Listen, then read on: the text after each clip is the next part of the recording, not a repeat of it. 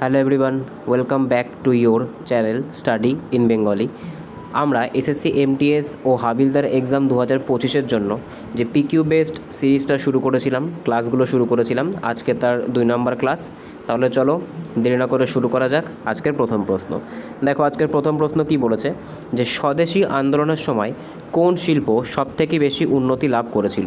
প্রথমেই বলে রাখি, আমি কিন্তু কোশ্চেনগুলোকে বিষয়ের ভিত্তিতে রাখার চেষ্টা করেছি, সেইভাবে কিন্তু কোশ্চেনগুলোকে অ্যারেঞ্জ করার চেষ্টা করেছি। ভিডিও শেষ অবধি দেখবে, তাহলে কিন্তু তোমরা প্রত্যেকটা কোশ্চেনের ডেপথ বুঝতে পারবে। যত কিন্তু ভিডিও সামনের দিকে এগোবে, তত কিন্তু কোশ্চেনের লেভেল আর কোশ্চেনের ইউনিকনেসটা বাড়বে। তাই সবার কাছে একটা রিকোয়েস্ট, ভিডিওটা কিন্তু শেষ পর্যন্ত দেখবে। আচ্ছা দেখো, তাহলে প্রথম প্রশ্ন কি বলেছে যে স্বদেশী আন্দোলনের সময় কোন শিল্প সবথেকে বেশি উন্নতি লাভ করেছিল। রেল শিল্প, পাট শিল্প, তাঁত ও বস্ত্র শিল্প, নাকি ইস্পাত শিল্প। দেখো, সবার প্রথম মনে রাখতে হবে, এই যে স্বদেশী আন্দোলন, এটা কিন্তু 1923 সালে হয়েছিল। আর এখানে কিন্তু যে বিদেশি পণ্য ছিল, সেই বিদেশি পণ্যকে কী করা হয়েছিল, বিদেশি পণ্যকে কিন্তু তোমার হচ্ছে বয়কট করা হয়েছিল। আর সেই কারণের জন্য কিন্তু ভারতের ভেতরে ভারতীয় যে তাঁত শিল্প ও বস্ত্র শিল্প, সেটা কিন্তু অনেক বেশি পরিমাণে বৃদ্ধি পেয়েছিল। ঠিক আছে, নেক্সট দেখব পরবর্তী প্রশ্ন কি বলেছে। আজকে 2 নম্বর প্রশ্ন যে এলাহাবাদ চুক্তি 1931, ঠিক আছে, কাদের মধ্যে হয়েছিল। দেখো, 1931 সালে এলাহাবাদ চুক্তি কাদের মধ্যে হয়েছিল। গান্ধীজি ও ইরবিন, সুভাষচন্দ্র বসু, মোহাম্মদ আলী জিন্না ও নেহেরু, নাকি গান্ধী ও লর্ড মাউন্টব্যাটেন। দেখো, এই 1931 সালে তোমাদের কিন্তু জানতে হবে যে 1931 সালে তখনকার সময় গভর্নর কে ছিল।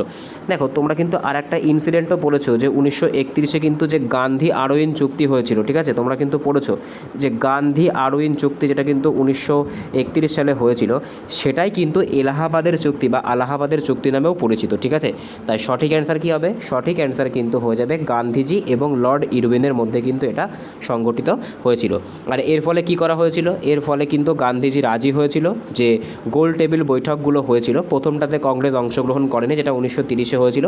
1931 আর 32-এ দ্বিতীয় এবং তৃতীয়তে কিন্তু গান্ধীজি কংগ্রেস অংশগ্রহণ করেছিল। ঠিক আছে, নেক্সট প্রশ্ন দেখব। পরবর্তী প্রশ্ন কি বলেছে, আজকে 3 নম্বর প্রশ্ন যে ভারতের কোন নদীকে বিহারের শোক বলা হয়। তো বিহারের শোক কোন নদীকে বলা হয়। ঠিক আছে, তো খুব সোজা একটা কোশ্চেন কিন্তু এটা কিন্তু তোমাদের আগেও করিয়েছি যে বিহারের শোক কিন্তু বলা হয় কোশি নদীকে। ঠিক আছে, যে কোশি নদী আছে সেটাকে কিন্তু বিহারের শোক বলা হয়। ঠিক আছে, আবার এদিকে দেখো দামোদর নদী যদি আমরা দেখি, দামোদর নদীকে কার শোক বলা হয়। দামোদর নদীকে কিন্তু বাংলার শোক বা বাংলার দুঃখ বলা হয়ে থাকে। ঠিক আছে, বাংলার দুঃখ কিন্তু দামোদর নদীকে বলা হয়ে থাকে। নেক্সট দেখব পরবর্তী প্রশ্ন কি বলেছে। আজকে 4 নম্বর কোশ্চেন যে মেরু প্রদেশে বা পোলার রিজিয়নে বাসযোগ্যতার প্রধান বাধা কোনটা। মানে যে পোলার রিজিয়নগুলো রয়েছে, মানে আমাদের পৃথিবীর যে নর্থ পোল আর যে সাউথ পোল আছে, সেই নর্থ পোল আর সাউথ পোলে কোন জিনিসটা থাকার জন্য সেখানে বসবাস কিন্তু সম্ভব নয়। তোমরা জানো যে নর্থে কি আছে, নর্থে কিন্তু নর্থ পোলে আর্কটিক আছে বা উত্তর মেরু, আর সাউথে হচ্ছে দক্ষিণ মেরু বা আন্টার্কটিকা, সেটা কিন্তু মানুষের বসবাসের জন্য উপযুক্ত নয়। তো সেটা কিসের জন্য। তো সঠিক অ্যান্সার কী হবে, সঠিক অ্যান্সার কিন্তু হয়ে যাবে শীতল জলবায়ুর জন্য। শীতল জলবায়ুর জন্য কিন্তু এই 2 পোলার রিজিয়নে মানুষের বসবাস করা সম্ভব নয়। নেক্সট দেখব 4 নম্বর কোশ্চেন হলো। 5 নম্বর কোশ্চেন কি বলেছে যে রাজ্যপাল একজন রাজ্যের জন্য কি হয়ে থাকেন। শাসক হয়ে থাকেন, প্রধান হয়ে থাকেন, সাংবিধানিক প্রধান হয়ে থাকেন, নাকি নির্বাহী প্রধান বা এক্সিকিউটিভ হেড হয়ে থাকেন। দেখো, এক্ষেত্রে আমাদের সঠিক অ্যান্সারটা কী হবে, এক্ষেত্রে আমাদের সঠিক অ্যান্সার কিন্তু হয়ে যাবে যে রাজ্যপাল একজন রাজ্যের ক্ষেত্রে কিন্তু সাংবিধানিক প্রধান হয়ে থাকেন। ঠিক আছে, কনস্টিটিউশনাল হেড কিন্তু রাজ্যপালই হয়ে থাকেন। আর যে চিফ মিনিস্টার থেকে থাকেন বা যে মুখ্যমন্ত্রী থেকে থাকেন, তিনি কিন্তু শাসক হয়ে থাকেন। ঠিক আছে, তো এই ব্যাপারগুলো কিন্তু অনেক সময় তোমাদের গুলিয়ে যায়, তো এগুলো কিন্তু ভালো করে করার চেষ্টা করবে। আচ্ছা, এবার তোমাদের জন্য একটা এইচডাব্লিউ থাকবে যে ভারতীয় সংবিধানের কত নম্বর ধারাতে রাজ্যপালের অ্যাপয়েন্টমেন্টের কথা বলা হয়েছে, সেটা তোমরা আমাকে কমেন্টে জানাবে। নেক্সট দেখব পরবর্তী প্রশ্ন কি বলেছে। আজকে 6 নম্বর কোশ্চেন যে মৌলিক কর্তব্যগুলি ভারতীয় সংবিধানে যুক্ত হয় কোন সংশোধনের মাধ্যমে। দেখো, যে মৌলিক কর্তব্য আছে যেগুলোকে কি বলে, যেগুলোকে কিন্তু বলা হয় তোমার হচ্ছে ফান্ডামেন্টাল ডিউটিস। ঠিক আছে, ফান্ডামেন্টাল ডিউটিস সবার প্রথমে মনে রাখতে হবে এটা আমাদের ভারতীয় সংবিধানের কত নম্বর পার্টে আছে। এটা কিন্তু পার্ট যে 4A সেখানে আছে, ঠিক আছে। আর এটা তোমার হচ্ছে কত নম্বর ধারাতে আছে, 51A ধারাতে কিন্তু এটা রয়েছে। আচ্ছা, এইবার এই যে মৌলিক কর্তব্যগুলো আছে, সেই মৌলিক কর্তব্যগুলো আমরা কোন দেশ থেকে ধার করেছি? আমরা কিন্তু USSR বা যে তোমার হচ্ছে সংযুক্ত সোভিয়েত ইউনিয়ন ছিল সেখান থেকে কিন্তু আমরা ধার করেছি। আর এটা কত নম্বর সংবিধান সংশোধনের মাধ্যমে এসেছিল? তো মনে রাখবে এটা কিন্তু 42তম যে সংবিধান সংশোধন তার মাধ্যমে এসেছিল, ঠিক আছে। নেক্সট প্রশ্ন দেখব। আচ্ছা, এই 42তম সংবিধান সংশোধন কত সালে হয়েছিল? তো মনে রাখতে হবে এটা কিন্তু 1976 সালে হয়েছিল, যেটাকে কিন্তু মিনি কনস্টিটিউশনও বলা হয়ে থাকে। নেক্সট দেখব পরবর্তী প্রশ্ন কি বলেছে, আজকে 7 নম্বর কোশ্চেন, যে মানবদেহে কোন অঙ্গ ইউরিয়া তৈরি করে? বায়োলজি থেকে একটা কোশ্চেন। তো ইউরিয়া, ঠিক আছে, ইউরিয়া কি? ইউরিয়া কিন্তু হয়ে যাচ্ছে আমাদের শরীরের একটা বজ্র পদার্থ, যেটা কিন্তু নাইট্রোজেনের যে ওয়েস্ট বা নাইট্রোজেন ওয়েস্ট থেকে তৈরি হয়ে থাকে। আর এই যে ইউরিয়া আছে, সেই ইউরিয়া তৈরি করে কোন অঙ্গ? ঠিক আছে, কিডনি, ফুসফুস, যকৃৎ নাকি হৃৎপিণ্ড?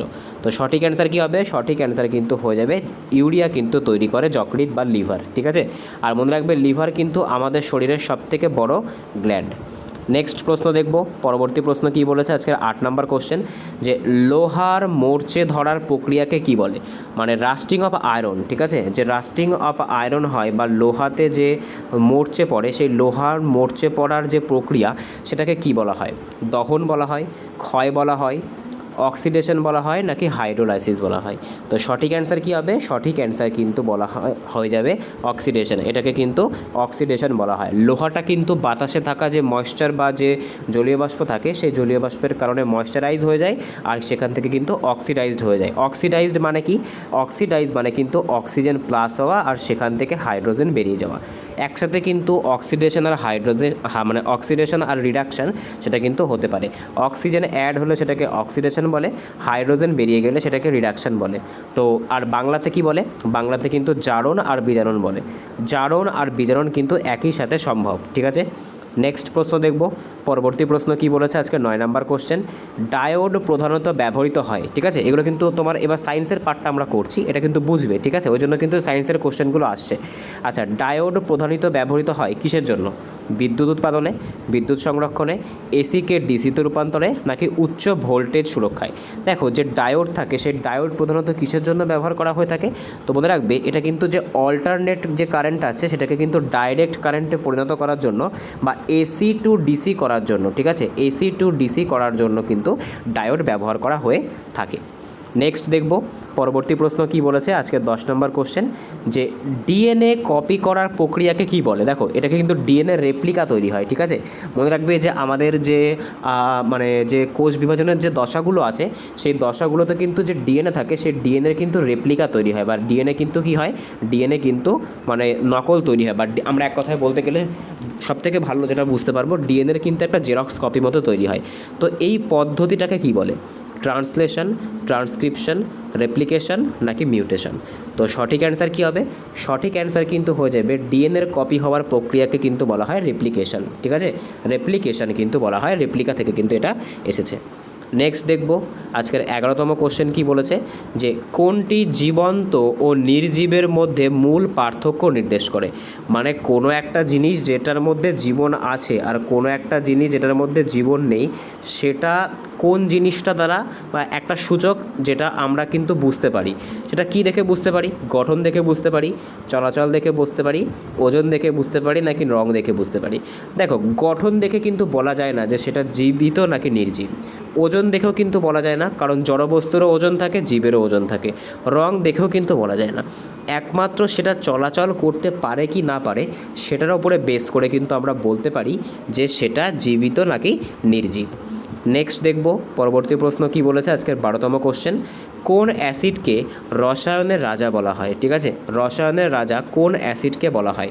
H2SO4, MnO, HCl নাকি NH3? তো সঠিক অ্যান্সার কী হবে?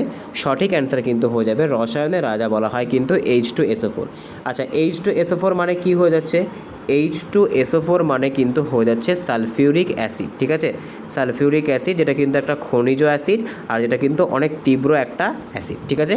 নেক্সট দেখব পরবর্তী প্রশ্ন কি বলেছে আজকে 13তম কোশ্চেন, যে ইনক্লুসিভ গ্রোথ শব্দটি সাধারণত বোঝায়। দেখো ইকোনমিক্স থেকে কিন্তু একটা কোশ্চেন করেছে তোমাদের, যে এমটিএস পরীক্ষা, এমটিএস হাবিলদারের যে পরীক্ষা, সেখানে কিন্তু ইকোনমিক্স একটা কি ফ্যাক্টর, ইকোনমিক্স থেকে কিন্তু তোমরা 3 থেকে 4টে কোশ্চেন দেখতে পাবে, কোনোরকমভাবে কিন্তু ইকোনমিক্সকে এড়িয়ে গেলে চলবে না। তো কোশ্চেনটা কি বলেছে, যে ইনক্লুসিভ গ্রোথ শব্দটি সাধারণত বোঝায়, কি বোঝায় ইনক্লুসিভ গ্রোথ মানে? কেবল শহরের উন্নয়ন, বিদেশি বিনিয়োগ, সবার অংশগ্রহণমূলক আর্থিক উন্নয়ন, নাকি সরকারি ব্যয় বৃদ্ধি? দেখো ইনক্লুসিভ মানে কি, ইনক্লুসিভ মানে কিন্তু হচ্ছে সবার, ঠিক আছে, মনে রাখবে সবার বা সার্বজনীন। তো ইনক্লুসিভ গ্রোথ মানে এখানে কি বোঝাবে, এখানে কিন্তু বোঝাবে যে সবার অংশগ্রহণমূলক আর্থিক উন্নয়ন, এটাকেই কিন্তু ইনক্লুসিভ গ্রোথ বলা হয় ইকোনমিক্সের টার্মে। নেক্সট দেখব 14 নাম্বার কোশ্চেন কি বলেছে, যে রেপো রেট কি? দেখো আবার কিন্তু ইকোনমিক্স থেকে একটা কোশ্চেন দিয়েছে, ইন্ডিয়ান ব্যাংকিং সিস্টেমের একটা কোশ্চেন, এটা কিন্তু আমরা বলতে পারি। এখানে কিন্তু আমরা একটা জিনিস ভালো করে বুঝবো। দেখো ব্যাংকের কিন্তু কিছু স্পেসিফিক রেট হয়ে থাকে, ব্যাংক বলতে এখানে কিন্তু আমি আরবিআইয়ের কথা বলছি বা রিজার্ভ ব্যাঙ্ক অফ ইন্ডিয়ার কথা বলছি। মনে রাখবে কিছু কিছু রেট হয়ে থাকে, যেরকম তোমার হচ্ছে repo rate, reverse repo rate, সেরকম তার ভেতরে একটা রেট কিন্তু হয়ে যাচ্ছে এই রেপো রেট, ঠিক আছে। তো এই রেপো রেটটা কী জিনিস সেটা কিন্তু তোমায় বুঝতে হবে। মনে করো এটা হচ্ছে আরবিআই, ঠিক আছে, এটা হচ্ছে আমাদের আরবিআই, আরবিআই হচ্ছে আমাদের ইন্ডিয়ার হেড ব্যাংক আমরা বলতে পারি। আর এখানে মনে করো ছোট ছোট আরও দুটো ব্যাংক আছে, এখানে আমরা ধরে নিচ্ছি এসবিআই, এসবিআই যদিও অনেক বড় ব্যাংক কিন্তু আরবিআইয়ের কম্প্যারিজনে ছোট। আচ্ছা, আর এখানে মনে করো আছে এইচডিএফসি ব্যাংক, একটা সরকারি ব্যাংক একটা প্রাইভেট ব্যাংক। আচ্ছা, এই ব্যাংকগুলো যদি এই যে আরবিআইয়ের কাছ থেকে টাকা ধার করে, ঠিক আছে, টাকা ধার করে, সেক্ষেত্রে তাদেরকে মানে এই এসবিআই আর এইচডিএফসি ব্যাংকগুলোকে আরবিআইকে যে রেটে রিটার্ন করতে হবে লোনটা, ঠিক আছে, সেটাকেই কিন্তু বলা হয় রেপো রেট, ঠিক আছে। আবারও বলছি, আরবিআই যে সুদের হারে অন্যান্য ব্যাংকগুলিকে লোন দেয় সেটাকেই কিন্তু রেপো রেট বলে, ঠিক আছে। এবার দেখো এই যে রেপো রেট অনেক সময় কিন্তু কোশ্চেনটা কঠিনও করে দেয়, আর তোমাদের এমটিএসের জিকে কিন্তু খুব স্ট্যান্ডার্ডই আসে।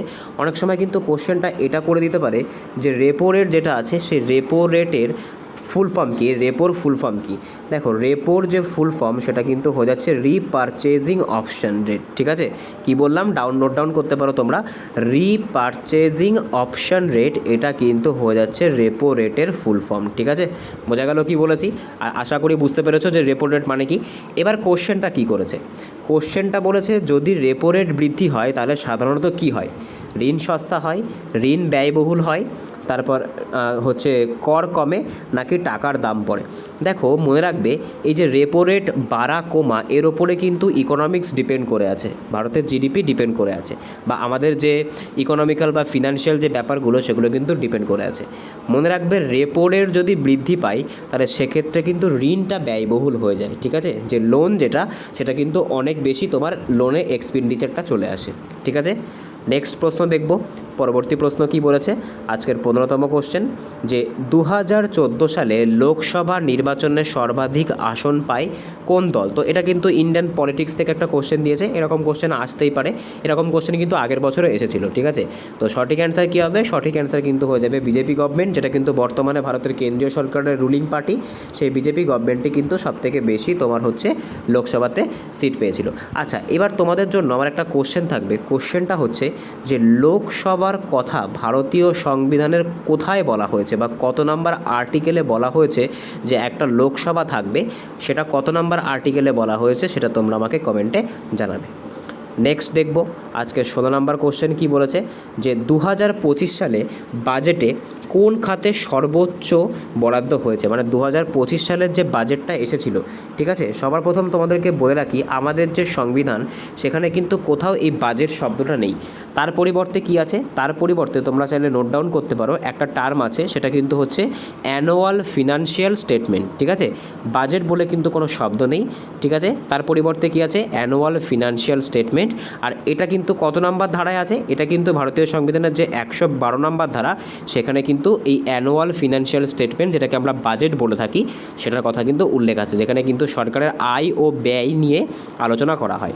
আচ্ছা, এইবার 2025 সালে যে বাজেটটা হয়েছিল, সেই বাজেটে সবথেকে বেশি টাকা পয়সা কোন সেক্টরে খরচা হওয়ার কথা সিদ্ধান্ত করা হয়েছে, সেটাই কিন্তু তোমাদেরকে বলতে হবে।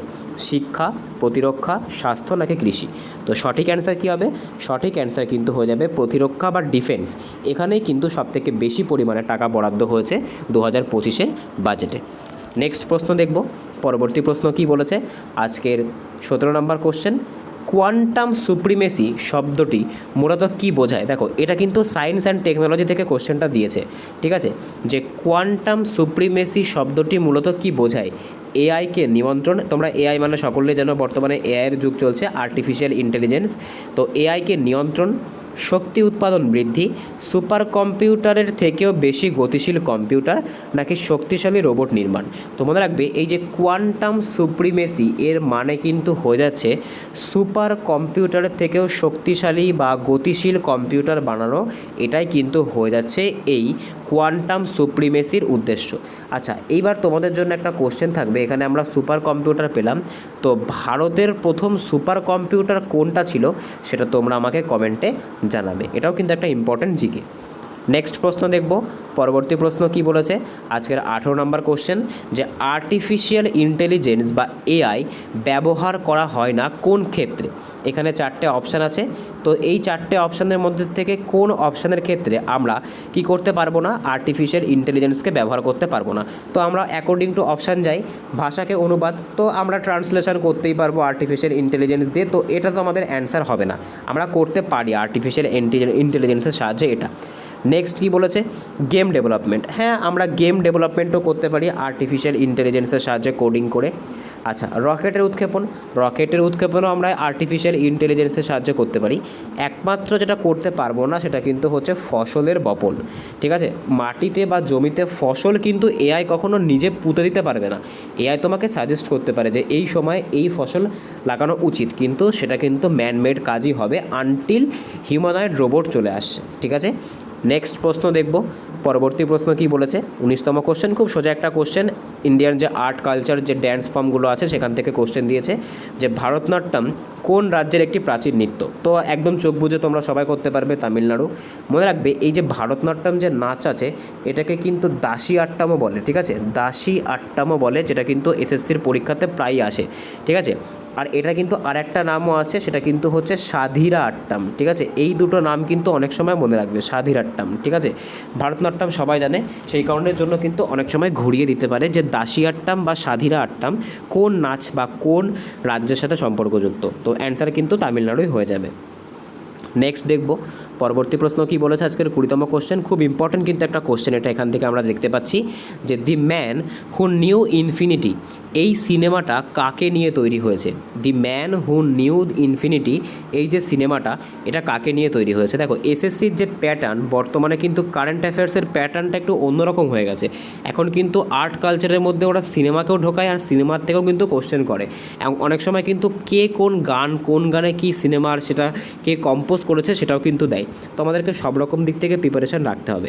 তো the man who knew infinity, এই যে সিনেমাটা, এটা কাকে নিয়ে তৈরি করা হয়েছিল? তো সঠিক অ্যান্সার কী হবে? সঠিক অ্যান্সার কিন্তু হয়ে যাবে শ্রীনিবাস রামানুজন, ঠিক আছে? তোমরা সকলে জানো এই শ্রীনিবাস রামানুজন কী করেছিল। ইনি কিন্তু ভারতের একজন অনেক বড় গণিতজ্ঞ, সংখ্যা তত্ত্ব নিয়ে কিন্তু এনার অনেক থিওরি আছে, ঠিক আছে? নেক্সট প্রশ্ন দেখব। পরবর্তী প্রশ্ন কি বলেছে? আজকের 21তম কোশ্চেন, যে ব্রিক্স গোষ্ঠীতে 2024 সালে নতুন কোন দেশ যুক্ত হয়েছে? দেখো, সবার প্রথমে তোমাদেরকে জানতে হবে ব্রিক্সের ফুল ফর্ম কী। দেখো, ব্রিক্সের ফুল ফর্ম কিন্তু হয়ে যাচ্ছে ব্রাজিল। বি ফর কি? বি ফর কিন্তু হয়ে যাচ্ছে ব্রাজিল। আর ফর কি? আর ফর কিন্তু হয়ে যাচ্ছে রাশিয়া। আই ফর কি? আই ফর কিন্তু হয়ে যাচ্ছে ইন্ডিয়া। সি ফর হয়ে যাচ্ছে চায়না। আর এস ফর কিন্তু হয়ে যাচ্ছে সাউথ আফ্রিকা, ঠিক আছে? এস ফর কিন্তু হয়ে যাচ্ছে সাউথ আফ্রিকা। আচ্ছা, ব্রিক্সের একটা ছোট্ট হিস্ট্রি যদি আমরা দেখি, তো ব্রিক্স কিন্তু 2009 সালে স্থাপন করা হয়েছিল। তখন কিন্তু এখানে এই সাউথ আফ্রিকাটা ছিল না, তখন শুধু নাম ছিল ব্রিক। আচ্ছা 2010 সালে কি হয়, 2010 সালে কিন্তু এখানে সাউথ আফ্রিকা আসে আর সাউথ আফ্রিকা কিন্তু অংশগ্রহণ করে, ঠিক আছে, আর সেখান থেকে কিন্তু নামটা ব্রিক থেকে ব্রিক্স হয়ে যায়। আচ্ছা এবার 2024 সালে কিন্তু কিছু কিছু দেশ ব্রিক্সের মধ্যে ঢুকেছে, সেরকম কিছু দেশের কথা আমরা দেখব। দেখো এক্ষেত্রে মোট কিন্তু তোমার 6টা দেশ ঢোকার কথা ছিল, ঠিক আছে, সেই 6টা দেশের নাম এখানে আমি লিখছি, আমার যতদূর মনে পড়ছে আমি লেখার চেষ্টা করব।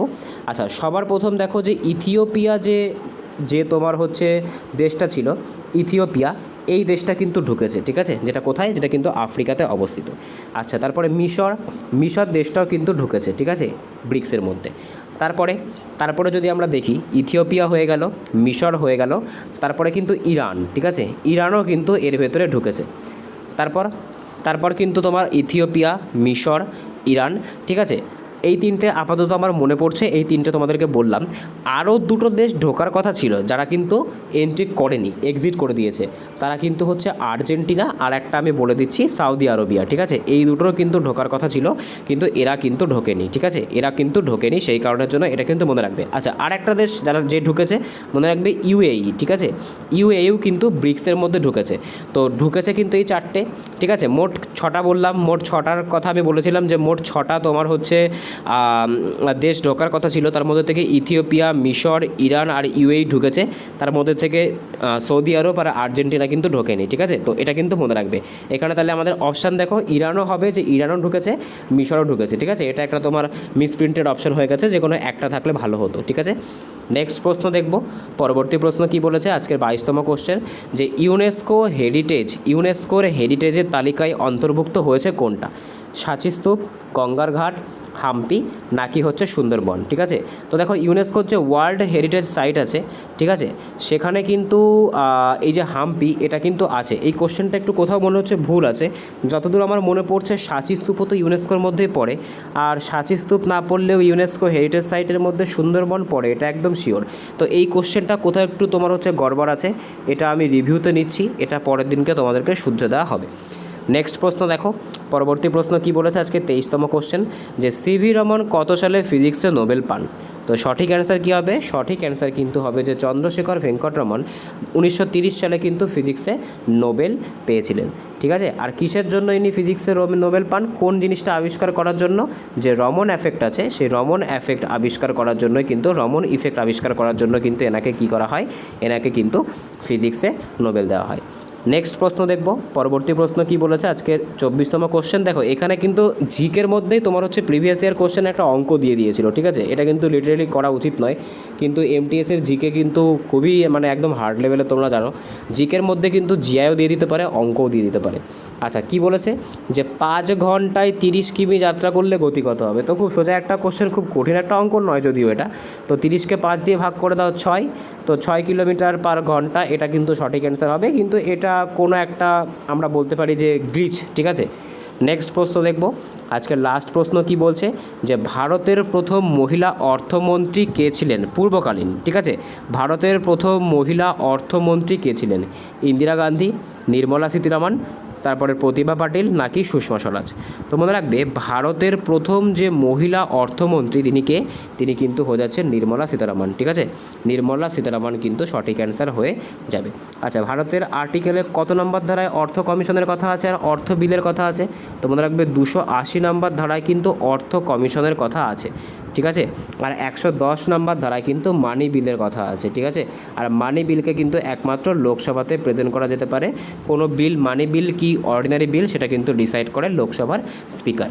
তো আজকে এই অবধি ছিল। আউট অফ 25 কার কত স্কোর হয়েছে অবশ্যই কিন্তু তোমরা কমেন্টে জানাবে। যদি চ্যানেলে নতুন হয়ে থাকো অবশ্যই চ্যানেলটাকে সাবস্ক্রাইব করবে, পাশে থাকা বেল আইকনটিকে প্রেস করে রাখবে যাতে ভিডিও চ্যানেলের নোটিফিকেশন তোমাদের কাছে সবার আগে পৌঁছায়। এছাড়া আমাদের কিন্তু WBP কেপি কনস্টেবলের এক্সামকে টার্গেট করেও তোমাদের প্রত্যেক দিন ক্লাস করানো হচ্ছে। রেলের জন্য কিন্তু ডেডিকেটেড সায়েন্স ডেডিকেটেড মক টেস্টও কিন্তু চলছে। এনটিপিসি যবে থেকে শুরু হবে তবে থেকে কিন্তু এমটিপিসির জন্য মোস্ট এক্সপেক্টেড কোশ্চেনের কিন্তু একটা সিরিজও শুরু করার কথা ভাবছি। আর এমটিএস তো চলছেই, ঠিক আছে।